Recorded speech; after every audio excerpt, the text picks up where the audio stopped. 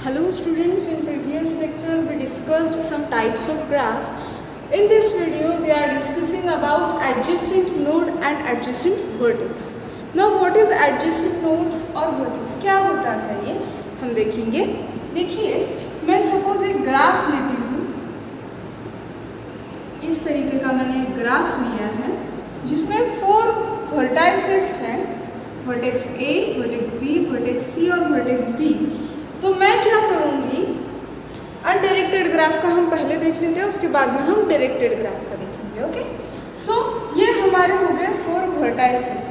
अभी adjacent vertex या adjacent node यानी कि क्या, ऐसे 2 एडजेसेंट नोड्स या वर्टेक्स हम बोल सकते हैं, ऐसे वर्टेक्स जो सेम एज से कनेक्ट किए गए हो, या हम ऐसे बोल सकते हैं कि अगर ए से जितनी एजेस पास हो रही है तो वो जिस वर्टेक्स तक जाकर पहुंच रही है वो 2 वर्टेक्स हो गए उसके एडजेसेंट वर्टेक्स. यानी कि अगर हमें फाइंड आउट करने हैं ए के एडजेसेंट वर्टेक्स तो हमें देखना पड़ेगा कि ए से कितनी एजेस पास हो रही है. फर्स्ट ये है, सेकेंड ये है. तो ए के जो एडजेसेंट नोड है, हम यहाँ पर वर्टेक्स लिख लेते हैं सारे, और यहाँ पर हम लिखेंगे उसके एडजेसेंट नोड्स. ठीक है, अभी ए के अगर हमें एडजेसेंट नोड फाइंड आउट करने हैं, हम एक एज और यहाँ पर ऐड कर लेते हैं ई. ओके, अगर ए के हमें एडजेसेंट नोड फाइंड आउट करने हैं तो हमें क्या करना पड़ेगा, देखना पड़ेगा कि ए से कितनी एजेस पास हो रही है या ए कितनी एजेस से कनेक्टेड है. तो एक ये एज है और ये एज है, बी और डी, मतलब बी और डी हो गए इसके एडजेसेंट नोड्स. तो हम 2 वर्टेक्स को या 2 नोड्स को एडजेसेंट नोड कब बोलेंगे, जब वो 2 नोड सेम एज से कनेक्ट किए गए हों. जैसे कि बी और ए, ये दोनों वर्टेक्स क्या है, सेम एज से कनेक्ट किए गए हों. और सिमिलरली ए और डी दोनों भी सेम एज से कनेक्टेड है. ठीक है, सिमिलरली अगर हम बी के एडजेसेंट नोड्स फाइंड आउट करें तो वो होंगे, बी से देखिए 2 एजेस कनेक्टेड है, एक ये एक ये. So A and C are the adjacent nodes of B. Next हम देखेंगे डी के लिए. डी के लिए देखिए कौन से हैं, फर्स्ट एडजेसेंट नोड. अभी यहाँ से 3 एजेस है, डी से 3 एजेस पास हो रही है. सो डी की जो ये फर्स्ट एज है सी टू डी, ये कॉमन है. सो फर्स्ट हम लिखेंगे एडजेसेंट वर्टेक्स सी. सेकेंड देखिए ए और डी के बिटवीन कॉमन एज है, सो सेकेंड है एज, एडजेसेंट एज हमारा ए. और थर्ड जो है वो है ई. सिमिलरली हम सी का निकालेंगे एडजेसेंट नोड. बी और सी में ये कॉमन एज है, सो बी हो गया सी का एडजेसेंट वर्टेक्स. सिमिलरली सी और डी के बिटवीन ये कॉमन एज है, सो डी हो गया इसका एडजेसेंट वर्टेक्स या एडजेसेंट नोड. और ई के लिए जब हम देखेंगे तो ई है हमारा यहाँ पर ऐसा वर्टेक्स जिससे एक ही एज पास हो रही है. तो फिर ई का, ई और डी के बिटवीन कौन सी एज कॉमन है, this one. So E and D are adjacent vertex. So यहाँ पर D.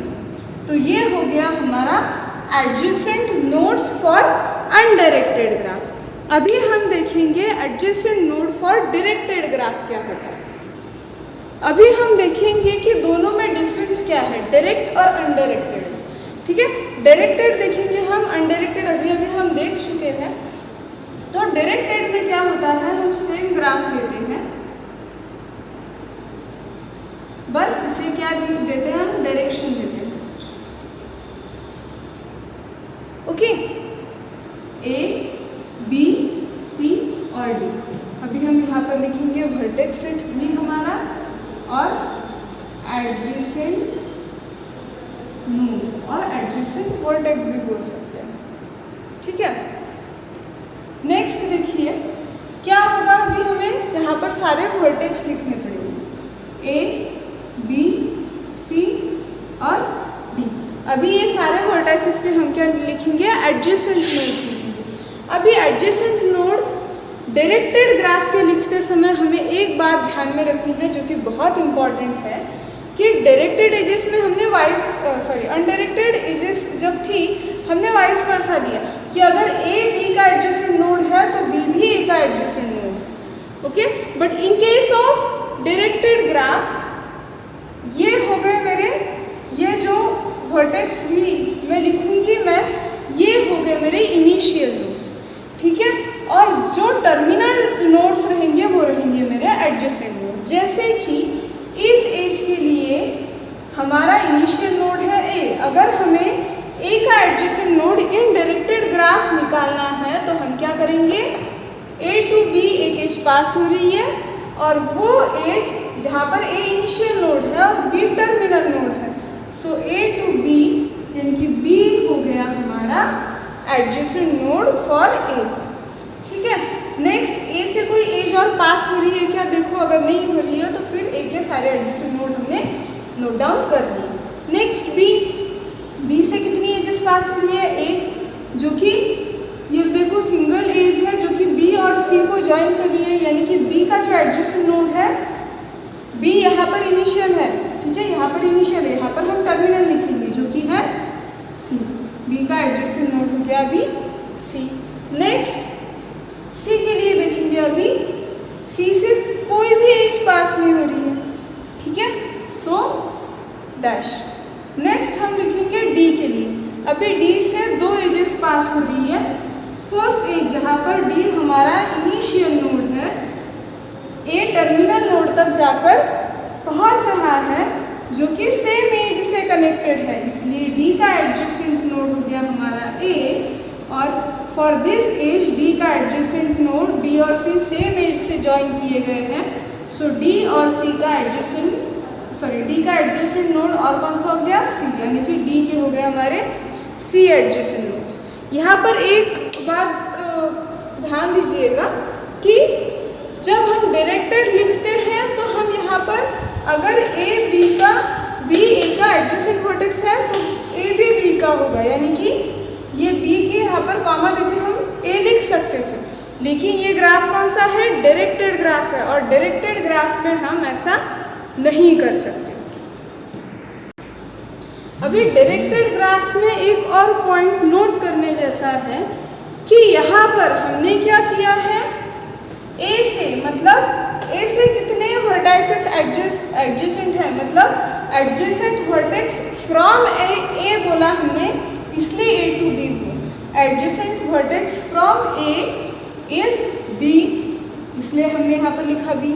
Adjacent vertex from B is C, so हमने इसलिए यहाँ पर सी लिखा। अभी सी से कोई भी एज पास नहीं हो रही, इसलिए हमने यहाँ पर डैश लिखा। Next adjacent edge from D, यानी कि यहाँ से adjacent edge from D A और सी, मतलब ये और ये दोनों हो गए adjacent node A to C. लेकिन हम लिखते टाइम ये लिख रहे हैं कि जैसे मैं एक स्टेटमेंट लिख कर बताती हूँ आपको, जैसे एडजेसेंट नोड फ्रॉम ए बोल रही हूँ मैं, ऑफ ए नहीं बोल रही, ठीक है। फ्रॉम ए इज बी है, जिसके हमने यहाँ पर लिखा। लेकिन अगर हमारी एडजेसेंट नोड की डेफिनेशन क्या है या एडजेसेंट वर्टेक्स की डेफिनेशन क्या है, दो वर्टेक्स को हम एडजेसेंट वर्टेक्स या एडजेसेंट नोड तब बोल सकते हैं जब दोनों के बिटवीन कॉमन क्या हो, एज हो। तो बी और ए ये जो पेयर है, हम ये पेयर को एडजेसेंट वर्टेक्स बोल सकते हैं।